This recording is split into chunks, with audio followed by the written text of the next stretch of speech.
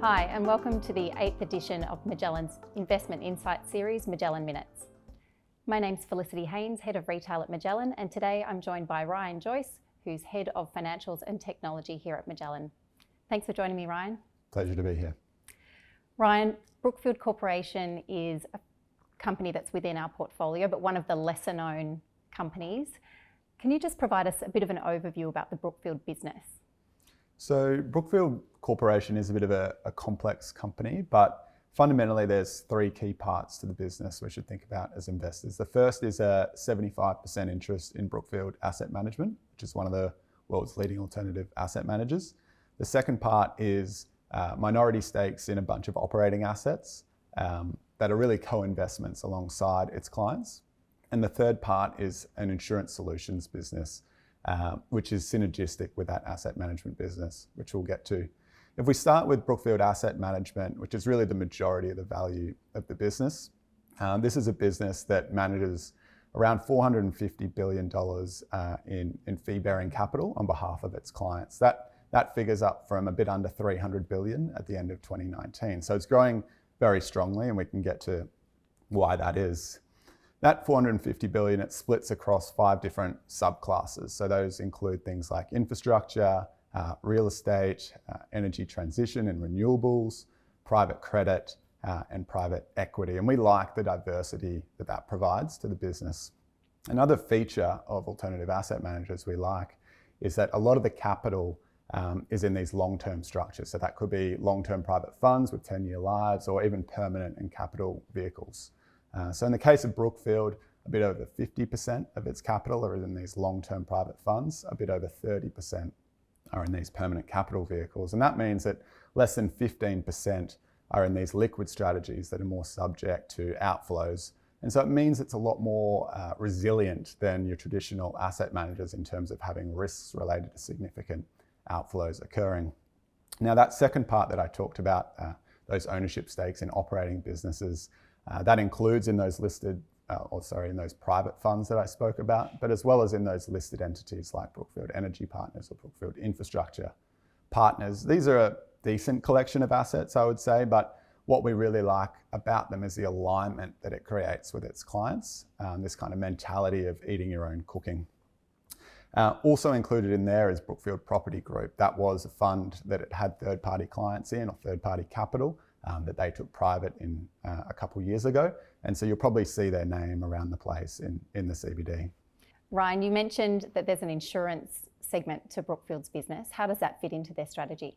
Absolutely. So this is a newer part of their business. So it's quite small, but is growing quite quickly. And when we say insurance, what we're talking about here is really annuities for individuals or managing defined benefit plans for corporates, rather than property and casualty insurance. And they're trying to create value in 2 main ways. The first is like a traditional insurer. They're trying to generate a spread between the return on their assets and the cost of their liabilities or the policies that they're issuing. And the second and more interesting and synergistic is that by having Brookfield Asset Management manage those assets, it helps them grow their capital base and their profits. And also private credit is very well suited for investing those policies into. And that's an area that's a growth area as banks are pulling back. It's also an area they've invested a lot of capabilities in over the past few years. So it's helping them leverage those capabilities as well. Thank you. So you've outlined what Brookfield Corporation does, but can you also now just take us through why it has a position within the fund? Sure. So I think there's 3 reasons we think Brookfield Corporation is deserving of a position in the Magellan portfolio. Those are an attractive industry growth outlook, its ability to participate profitably in that growth, and finally an attractive valuation. So starting with the attractive growth outlook, we think Brookfield is really well positioned to benefit from 2 very complementary trends. So the first of those is that investors, we think sovereign wealth funds, defined benefit plans or pension plans, super funds, even individuals are looking to increase their exposure to alternative assets. They value the diversification that provides to their portfolios, as well as the lower volatility in valuation. So you can think of that as the supply of capital. And on the other side, there's this massive demand for capital to fund the 3Ds. So what I'm talking about there is digitalization, decarbonisation and deglobalisation. You've probably heard a lot about those, as well as the general aging of infrastructure and real estate assets around the world. And so we think Brookfield is really well positioned to kind of match up this growing supply of capital and this huge demand of capital and act as the intermediary between them, both to the benefit of its clients, but also to society at large. Now, importantly, with any growth trend we look at, and as shareholders and investors, it's important that the shareholders stand to benefit from that as well. And we think that Brookfield Asset Management has a few features that mean, or that give us the conviction that they're going to substantially grow their profits because of these growth tailwinds.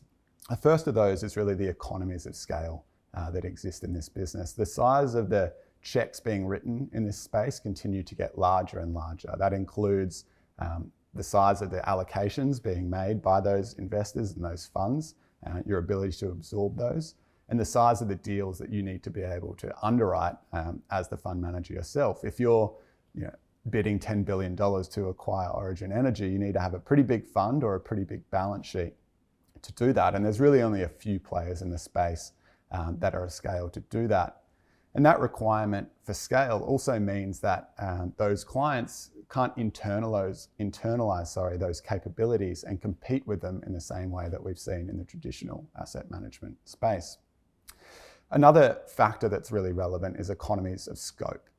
So these clients, they want to allocate across those different subclasses that I spoke about: real estate, infrastructure, private credit, but they don't want to be managing an endless list of managers.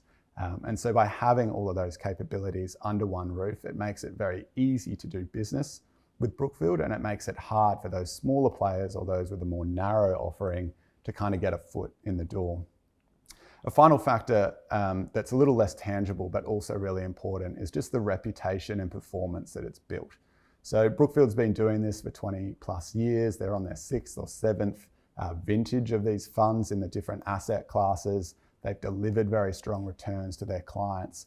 And all of that creates a lot of trust that's just very difficult for new entrants to replicate. And you talked about it being attractively valued. What do you think creates that opportunity? So I think there's a few things going on here. The first is, as I said at the outset, this is a complex business. It does require some pulling apart of the financials. So that's one. The second is the assets that it invests on behalf of its clients and the assets it has on its balance sheet. They are subject or sensitive to interest rates. So there's a bit of a digestion period that needs to go on there. Third is they do own commercial real estate. That is going through some tough periods in parts of the US. And some of those concerns are valid, but I think the important point to note is these are really, by and large, financed on an individual basis. So you can have a few of these go insolvent with pretty minimal impact to the overall business. And finally, I just think the market underappreciates the duration and the magnitude of that long-term growth opportunity from matching that supply of capital and that demand for capital that I spoke about earlier. Great. Thanks, Ryan. And thanks for watching today. If you have any further questions, please reach out to the Magellan distribution team, and please feel free to share this with your peers and your clients. Thank you.